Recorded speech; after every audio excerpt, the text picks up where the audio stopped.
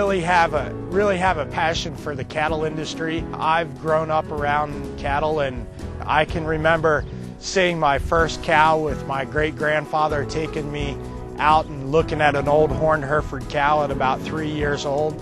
I've got two twin daughters, and they love being out here and enjoying the livestock.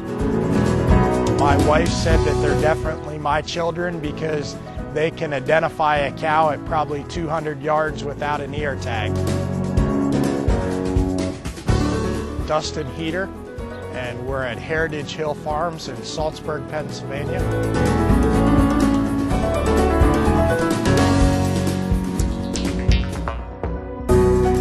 We're a forage-based operation. We don't do any crop farming.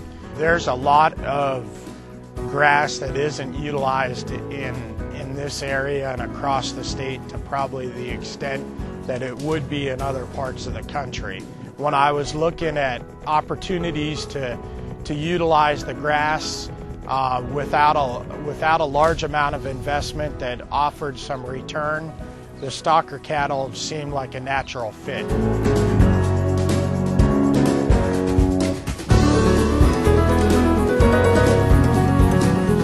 Stocker operation allows me some flexibility as far as utilizing that grass without a long-term commitment. We run about 40 to 50 brood cows. We market some yearling bulls every year. We market a few replacement heifers. We've got basically 2 different locations that we run cattle at, and each of those locations is divided up in a rotational grazing program. The one operation where the stockers are at has 13 paddocks in it that we rotate those cattle through. There's a first cutting of hay made on it, and then the cattle are rotated through it the balance of the year. And then each of those paddocks feed into a laneway that goes back to a central water system on both sides of the road. There's paddocks on both locations, and they feed back to one central watering location on both sides. We get a tremendous spring flush of grass.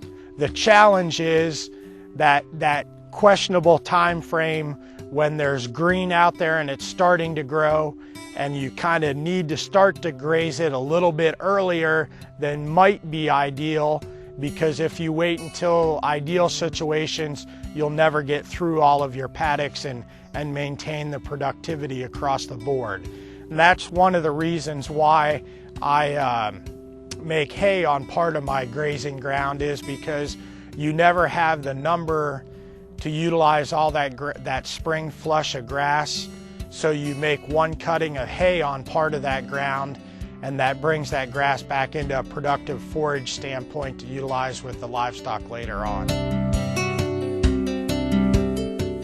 Flexibility is something that you've got to have for a grazing operation.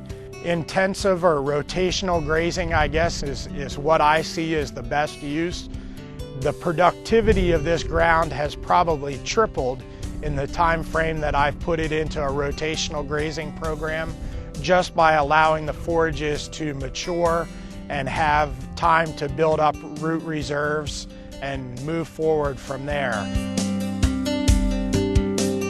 There's a tremendous amount of resources out there through NRCS or Cooperative Extension or other agencies with specialists that can help you come in and lay out a system that works for you.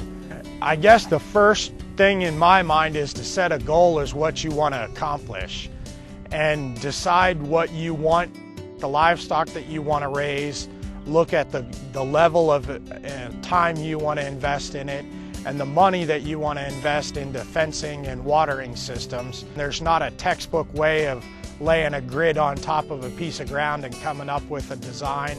It really involves looking at the terrain, looking at the challenges, you know, whether you're moving cattle uphill or downhill or in and out of trees, that sort of thing. Really look at what makes sense to each individual spot, and there's a wealth of expertise out there to help a person move forward with a plan. I think being good stewards of the land is important across the board. Good conservation practices really go hand in hand with a grazing operation. Good strong grass stands are excellent at protecting ground from runoff and utilizing the nutrients that we put back on it. Forage stands really fit well in a conservation program. I think one of the real benefits that we often overlook in either an intensive or a rotational grazing program is the contact that you have with the livestock. When you're out there moving those cattle every couple of days, there's a calming effect to them. They get used to you handling them, and that's really beneficial throughout the whole season, whether it be those stocker calves or whether it be a set of cows. The time that you're out there with them really benefits you. I appreciate the opportunity to visit with you today.